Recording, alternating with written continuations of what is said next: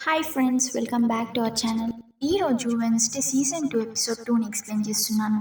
So episode 1 ఎండింగ్లో Wednesday కింద పడిపోతుంది కదా.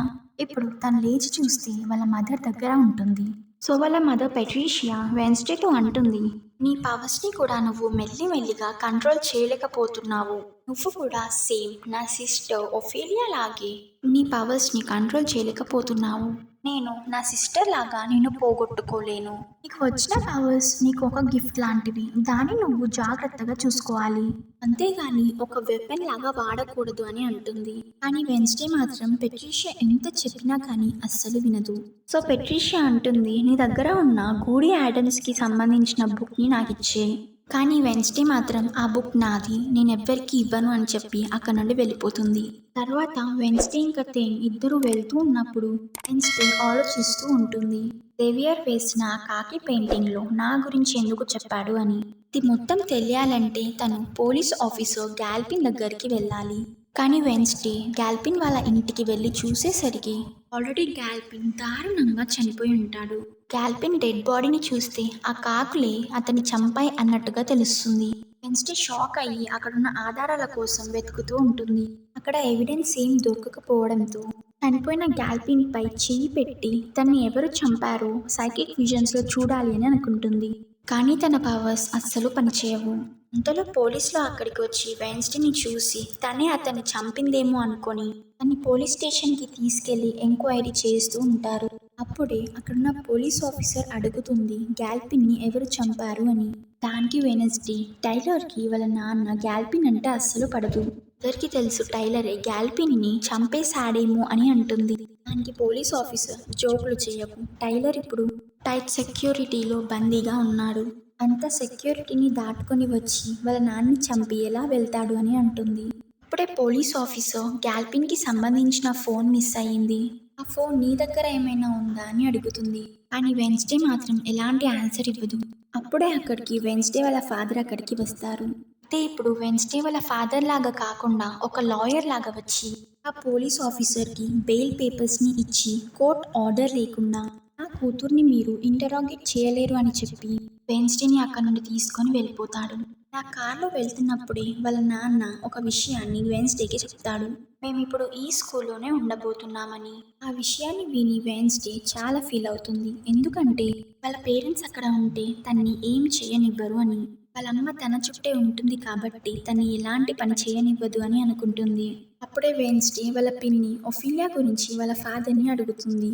ఒఫీలియా గురించి తెలుసుకోవాలంటే ఆ విషయాన్ని వాళ్ళ అమ్మని అడగమని అంటాడు. తర్వాత పక్స్లీ ఆ జాంబీని తీసుకొచ్చి ఒక రూమ్లో బంధించి ఉంచుతాడు. అప్పుడే పక్స్లీ వాళ్ళ ఫ్రెండ్ కూడా అక్కడికి వచ్చి ఆ జాంబీని చూసి బాగా భయపడతాడు.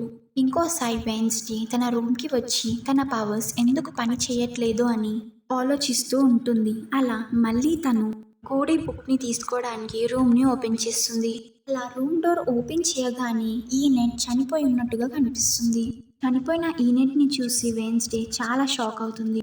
వెంటనే వెన్స్డే ఈనెట్ దగ్గరికి పరిగెత్తుకుంటూ వెళ్తుంది. కానీ అప్పుడే ఆల్ ఆఫ్ సడన్ ఈనెట్ నవ్వుతూ పైకి లేస్తుంది. సో తను ప్రాంక్ చేసి ఉంటుంది.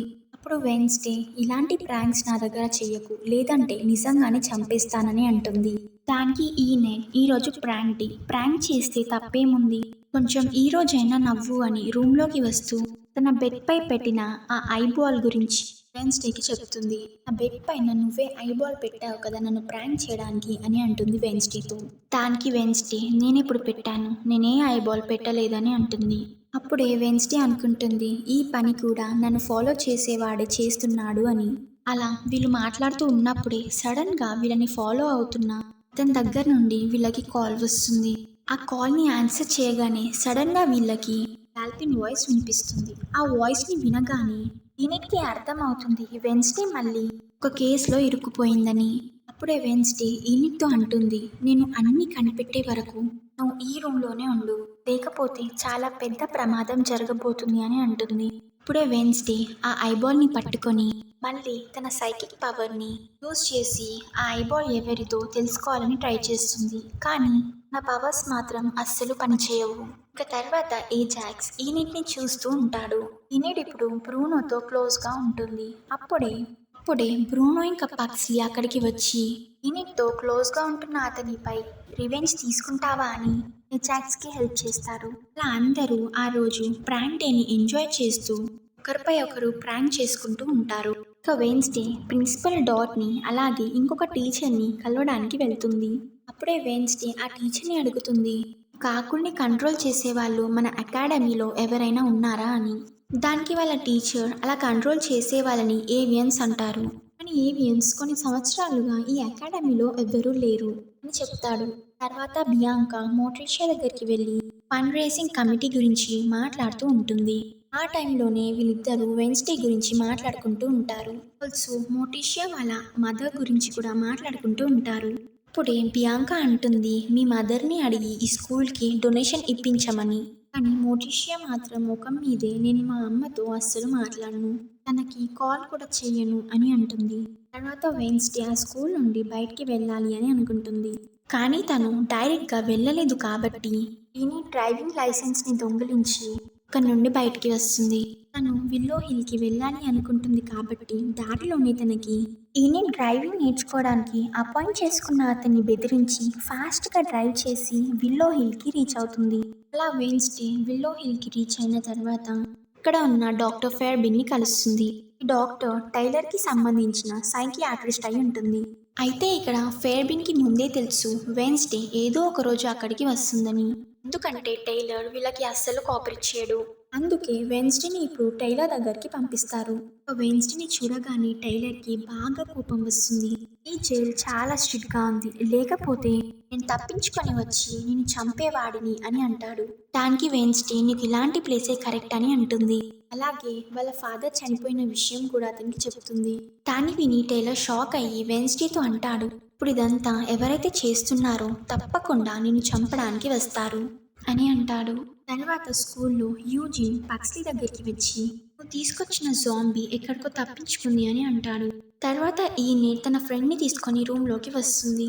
ఆ రూమ్లోకి రాగానే థింగ్కి సంబంధించిన ఒక గిఫ్ట్ తనకి కనిపిస్తుంది. ఆ గిఫ్ట్ని ఓపెన్ చేశాక తనకి తెలుస్తుంది ఆ రోజు థింగ్ బర్త్డే అని. కానీ థింగ్ అందరూ మర్చిపోయారు అని ఫీల్ అవుతూ ఉంటుంది. కానీ ఈయన మాత్రం థింగ్ని నార్మల్ చేయడానికి ట్రై చేస్తూ ఉంటుంది. ఇంతలో సడన్గా ఎవరో వచ్చి ఈయనపై అటాక్ చేస్తారు. థింగ్ని కూడా తన రూమ్లో లాక్ చేసేస్తారు. ఇక నెక్స్ట్ సీన్లో ప్రిన్సిపల్ డాట్ దగ్గరికి బియాంకా వస్తుంది.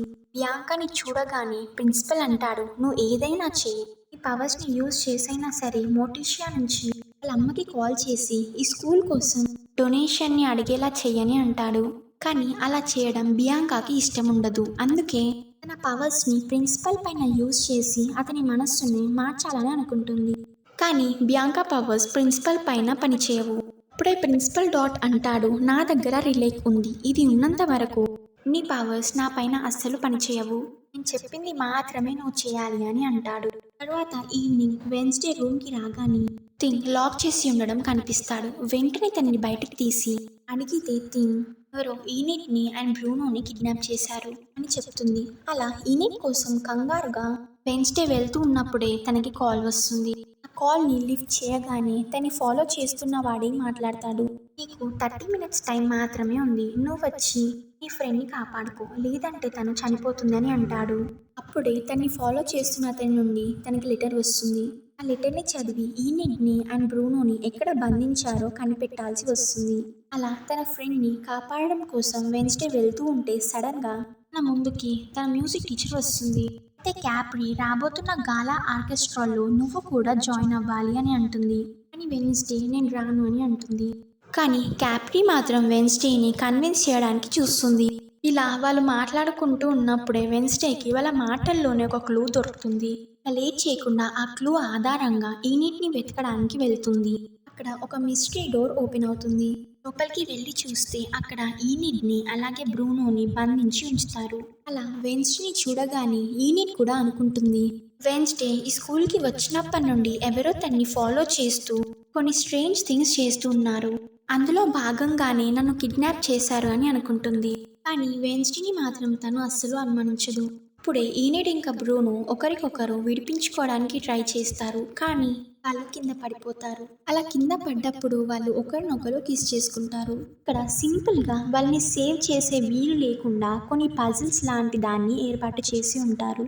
అయినా కూడా వెన్స్డే వాటిని సింపుల్ గా సాల్వ్ చేసుకుంటూ వాళ్ళని కాపాడడానికి వస్తుంది. ఇప్పుడే వెన్స్డే థింగ్కి చెప్తుంది, నువ్వు ముందుకు వెళ్ళి వాళ్ళని విడిపించు అని. కానీ థింగ్ వెళ్తున్నప్పుడే సడన్ గా ఒక కత్తి వచ్చి దానిపైన పడి థింగ్ అక్కడే బందీ అయిపోతాడు.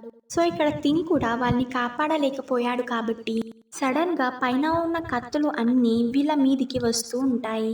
అవి కిందికి వచ్చేలోపే వీళ్ళని కాపాడాలి, లేదంటే అవి గుచ్చుకొని వీళ్ళు చనిపోతారు.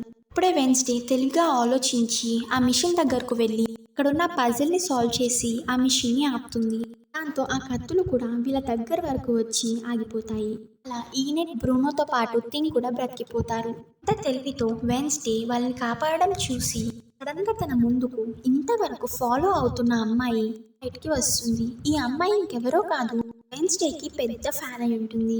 తన పేరే ఆగ్నెస్. ఈ అమ్మాయిని బాగా గుర్తుపెట్టుకోండి. అయితే ఈ అమ్మాయి దగ్గర ఒక ఇన్విజిబుల్ పవర్ ఉంటుంది. నువ్వు ఎవ్వరికి కనపడకుండా దాక్కోగలదు. అప్పుడే ఆగ్నెస్ వెన్స్డే దగ్గరికి వచ్చి తను పొగుడుతూ ఉంటుంది. నేను నీకన్నా పెద్ద తెలివైన దాన్ని అని నిరూపించాలని అనుకున్నాను అని అంటుంది. కానీ ఈనిటికి మాత్రం పిచ్చ కోపం వస్తుంది. నువ్వు గొప్పదానివి అని నిరూపించుకోవడానికి నా ప్రాణాలు తీస్తావా అని అంటుంది. అలా బాగా కోప్పడుతూ ఉంటుంది. ఆగ్నెస్ అంటుంది, నువ్వు అంత కోప్పడకు, నేను నిన్ను చంపాలి అని అనుకున్నాను, కానీ నువ్వు మాత్రం ఇక్కడ బాగా కిస్ చేసుకుంటూ ఎంజాయ్ చేసావు కదా, నీకు మంచి జరిగింది కదా అని అంటుంది. అప్పుడే వెన్స్డే ఆగ్నెస్ దగ్గరికి వచ్చి, నువ్వు కాల్పిని ఎందుకు చంపావు అని అడిగితే దానికి ఆగ్నెస్, నేను అతన్ని చంపలేదు, నేను అక్కడికి వెళ్లే లోపే అతన్ని ఎవరో చంపేశారు, కానీ నాకు అతని ఫోన్ దొరికింది, అది నా దగ్గరే ఉంది, కావాలంటే నీకు ఇస్తాను అని అంటుంది. తర్వాత బియాంకా మోటిషాని కలవడానికి వెళ్తుంది. అక్కడికి వెళ్ళి తన పైన తనకున్న పవర్స్ని యూజ్ చేసి, నువ్వు మీ అమ్మకి కాల్ చేసి ఈ అకాడమీ కోసం డొనేషన్ అడుగు అని అంటుంది. తర్వాత వెన్స్డే రూమ్కి వచ్చాక థింగ్కి సారీ చెప్తుంది, ఎందుకంటే తన బర్త్డేని మర్చిపోయినందుకు. అలాగే దానికి ఒక గిఫ్ట్ని కూడా ఇస్తుంది. అప్పుడే వెన్స్డే గూడి యాడమ్స్ బుక్ తీసుకోవడానికి వెళ్తే ఇక్కడ ఆ బుక్ కనిపించదు. ఎవరు ఆ బుక్ని తీశారు అని తనకి తెలుస్తుంది. వెంటనే థింగ్ దగ్గరికి వెళ్ళి అడిగితే థింగ్ భయంతో ఆ బుక్ని మీ అమ్మ తీసుకెళ్ళింది, భయపెట్టి ఆ బుక్ని తీసుకెళ్ళింది అని థింగ్ చెప్తాడు. అదే టైంలో సడన్ గా తన రూమ్ బయట నుండి కాకి వెళ్తున్నట్టుగా చూస్తుంది. అని చూడడానికి వెంటనే దాని వెనుక వెళ్తుంది, కానీ కాకి ఎగిరిపోతుంది. అసలు ఆ కాకి నన్నెందుకు ఫాలో అవుతుంది, డాల్ఫిన్ ఎందుకు చంపింది అని ఆలోచిస్తూ ఉంటుంది. అలా ఇక్కడతో ఈ ఎపిసోడ్ని ఎండ్ చేస్తారు. నెక్స్ట్ ఎపిసోడ్స్ కోసం ఛానల్ని సబ్స్క్రైబ్ చేసి ఉంచుకోండి. ఎపిసోడ్ 3లో మళ్ళీ కలుద్దాం. అప్పటి వరకు bye friends, thanks for watching.